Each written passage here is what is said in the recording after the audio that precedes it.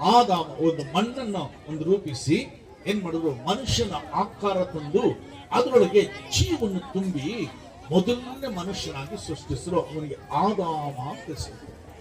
ಆದಾಮ ಅಂದ್ರ ಕೆಮ್ಮಣ್ಣು ಅಂತ, ಮಣ್ಣಿಂದ ಸೃಷ್ಟಿಸಲ್ಪಟ್ಟವನು ಆದಾಮ. ಈ ಆದಾಮನ್ನು ಸೃಷ್ಟಿಸಿ ನಂತರ ಅವನಿಗೆ ಗಾಢ ನಿದ್ರೆ ಬರಮಾಡಿ ಅವನ ಪಕ್ಕೆ ಎಲುಬಿನಿಂದ ಮಾಂಸದಿಂದ ಮುಚ್ಚಿ ಅವನಿಗೆ ಒಂದು ಸಂಗಾತಿಯನ್ನು ಸೃಷ್ಟಿ ಮಾಡಿದ್ರು. ಆಕೆ ಹವ್ವಳು ಅಂತ ಹೆಸರು. ಇವರ ಮೂಲಕವಾಗಿ ಪ್ರಪಂಚದಲ್ಲಿ ತುಂಬಿರುವ ಎಲ್ಲ ಜನಗಳೇನ್ ಮಾಡಿದ್ರು, ಉತ್ಪತ್ತಿ ಆಗ್ತಾ ಬಂತು. ಉತ್ಪತ್ತಿ ಆಗುವಾಗ ಏನಾಯ್ತು, ಒಂದು ಸಂಭವ, ಜನಗಳು ಪಾಪಗಳು ಮಾಡಕ್ ಶುರು ಮಾಡಿದ್ರು. ನೀವು ನೋಡಿದ್ರಲ್ಲ, ಕತ್ತಲೆ ಒಂದಿದೆ ಅಂದ್ರೆ ಬೆಳಕು ಒಂದಿದೆ, ಬೆಳಕಿದೆ ಅಂದ್ರೆ ಕತ್ತಲೆ ಇದ್ದೇ ಅಂತ. ಅವಾಗ ನಿಜ ಅಂತಂದ್ರೆ ಒಂದು ಸುಳ್ಳಿದ್ದೇ ಅಂತ. ಆ ಪ್ರಕಾರ ಒಂದು ವಿರುದ್ಧವಾಗಿ ಆ ತರವಾಗಿ